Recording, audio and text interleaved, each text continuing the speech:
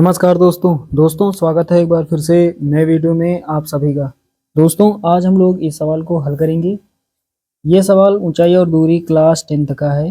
दोस्तों इस तरह के सवाल बोर्ड एग्जाम में 4 नंबर या फिर 6 नंबर के लिए आते हैं। तो एक बार सवाल पढ़ लेते हैं, उसके बाद इसको हल करते हैं। बहुत ही आसान सवाल है। तो सवाल लिखा हुआ है 8 मीटर ऊंचे भवन के शिखर से एक मीनार के शिखर का उन्नयन कोण 60 अंश है और उसके पाद का अवनमन कोण 45 अंश है। मीनार की ऊंचाई ज्ञात कीजिए। तो चलिए दोस्तों हल करते हैं सवाल को। तो यहाँ सबसे पहले लिख देते हैं हल। तो यहाँ पर हमने लिख दिया है हल। तो यहाँ सवाल में लिखा हुआ है दोस्तों 8 मीटर ऊंचे भवन, भवन का मतलब कोई घर, 8 मीटर ऊंचे भवन के शिखर से एक मीनार के शिखर। तो यहाँ पर मीनार की बात हो रही है और घर की बात हो रही है। तो दोनों में से बड़ा कौन होगा? मीनार। तो यहाँ चित्र बना लेते हैं। मान लेते हैं ये कोई मीनार है और ये कोई भवन है, यानी कोई घर है। तो मीनार का नाम दे देते हैं AB और भवन का नाम दे देते हैं CD। तो यहाँ पर हमने पेन से बनाया है इस तरह से, थोड़ा टेढ़ा भी हो सकता है। जब आप पटरी से बनाएंगे तो बिल्कुल सीधा बनेगा। तो अब सवाल पढ़ते हैं। लिखा हुआ है 8 मीटर ऊंचे भवन के शिखर से एक मीनार के शिखर का उन्नयन कोण 60 अंश है। 8 मीटर ऊंचे भवन के शिखर से, तो CD कोई भवन है, इसकी ऊंचाई कितनी है? 8 मीटर। इसकी हाइट है 8 मीटर। 8 मीटर ऊंचे भवन के शिखर से, तो ये भवन का शिखर है और ये भवन का तल है, यानी ये पाद बिंदु है। और ये मीनार का शिखर बिंदु है और ये मीनार का पाद बिंदु है। चलिए उसके बाद अब सवाल फिर से पढ़ते हैं। 8 मीटर ऊंचे भवन के शिखर से, भवन का शिखर ये है, भवन के शिखर से एक मीनार के शिखर, मीनार का शिखर ये है, का उन्नयन कोण 60 है। तो भवन के शीर्ष और मीनार के शीर्ष के साथ उन्नयन कोण कितने अंश का बन रहा है? 60 अंश का। तो पहले इस तरह से बना देते हैं। तो यहाँ आधार रेखा बना लेते हैं और यहाँ पर भी आधार रेखा इस तरह से बना लेंगे। तो यहाँ पर कोण बन रहा है 60 अंश का। चलिए दोस्तों इतना आप समझ गए। अब यहाँ पर लिखा हुआ है आगे, और उसके पाद का अवनमन कोण 45 अंश है। उसके का मतलब मीनार की बात हो रही है। तो मीनार का पाद बिंदु ये है, मीनार के पाद का अवनमन कोण 45 अंश है। तो अवनमन कोण है, तो यहाँ इस तरह से बना लेते हैं, यहाँ पर इस तरह से। तो यहाँ पर अवनमन कोण कितने अंश का? 45 अंश का। यहाँ पर 45 अंश। दोस्तों अगर ये 45 अंश यहाँ पर बनेगा तो यहाँ पर भी 45 अंश बनेगा, यहाँ पर भी 45 अंश बनता है। चलिए दोस्तों इतना आप समझ गए। यहाँ पर एक बिंदु मान लेते हैं E, यहाँ पर इस बिंदु का नाम दे देते हैं E। तो यहाँ पर CD का मान किसके बराबर होगा? BE के बराबर होगा। अगर CD का मान 8 मीटर है तो BE का मान भी 8 मीटर होगा। उसके बाद दोस्तों AE की ऊंचाई मान लेते हैं H मीटर। ये ऊंचाई मान लेते हैं AE H मीटर है। और उसके बाद BD दूरी को मान लेते हैं X मीटर। अगर ये X है तो यहाँ पर CE भी X मीटर होगी, यानी CE की दूरी भी उतनी ही होगी। चलिए दोस्तों अब यहाँ पर थोड़ा लिख लेते हैं जो हमने माना है। यहाँ पहले लिखना होता है। यहाँ पर हमने क्या माना है? माना AB कोई मीनार है, माना AB कोई मीनार है, माना AB कोई मीनार है तथा CD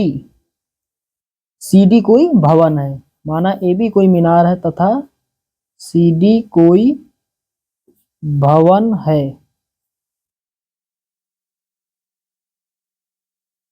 तो यहाँ पर हमें वही लिखना होता है जो चित्र बनाते समय हमने माना है। हमने क्या माना है? हमने माना AB कोई मीनार है और CD कोई भवन है। चलिए दोस्तों अब आगे हल करते हैं। तो अब यहाँ पर दो समकोण त्रिभुज बन रहे हैं। एक समकोण त्रिभुज है ACE और एक समकोण त्रिभुज है CBD। तो पहले कोई एक ले लेते हैं, चलिए इसको ले लेते हैं। तो यहाँ पर लिखेंगे समकोण त्रिभुज, समकोण त्रिभुज ACE में, ACE में, समकोण त्रिभुज ACE में। तो यहाँ पर समकोण त्रिभुज ACE के लिए थीटा कितना है 60 अंश। तो यहाँ पर लिखेंगे tan 60 अंश, tan थीटा बराबर क्या होता है लंब बटे आधार। तो लंब यानी AE का मान कितना है h है, बटे में आधार यानी CE का मान कितना है x। चलिए आगे हल करते हैं। तो tan 60 का मान √3 होता है बराबर h बटे x, क्रिया गुणा करते हैं, x का √3 से गुणा होगा तो x √3 हो जाएगा बराबर h। x का मान यहाँ से निकाल लेते हैं, x बराबर कितना हो जाएगा √3, इधर गुणा कर रहा है इधर भाग करेगा, h के बटे में हो जाएगा √3। इसको मान लेते हैं समीकरण 1। चलिए अब दूसरा समकोण त्रिभुज ले लेते हैं। तो यहाँ पर लिखेंगे अब समकोण त्रिभुज, अब समकोण त्रिभुज CBD में, CBD में, CBD में। तो यहाँ पर कोण कितने अंश का है 45 अंश का। तो tan 45 अंश बराबर लंब बटे आधार, ये लंब का मान है कितना 8 और आधार का मान कितना है BD का मान x। तो tan 45 का मान कितना होता है, tan 45 का मान 1 होता है और ऊपर 8 बटे x, क्रिया गुणा करते हैं x के x बराबर 8। x का मान कितना प्राप्त हुआ है 8। अब x का मान समीकरण 1 में रख देंगे। तो यहाँ पर लिखेंगे x का मान समीकरण 1 में रखने पर, x का मान समीकरण 1 में रखने पर, तो पहले समीकरण 1 लिख लेते हैं, x बराबर h बटे √3, ये है समीकरण 1। यहाँ पर x के स्थान पर हमें रख देना है 8, तो इधर 8 रखेंगे बराबर h बटे √3, फिर गुणा करते हैं। तो ये इधर भाग कर रहा है √3, इधर गुणा करेगा तो 8 के साथ गुणा में हो जाएगा तो कितना हो जाएगा 8 √3 बराबर h। तो h बराबर कितना हो जाएगा 8 इंटू √3 और यहाँ लिखेंगे मीटर। तो साथियों h यहाँ पर क्या है, h यहाँ पर है AE की ऊंचाई। तो अब हम निकाल सकते हैं मीनार की ऊंचाई। तो यहाँ पर लिखेंगे अतः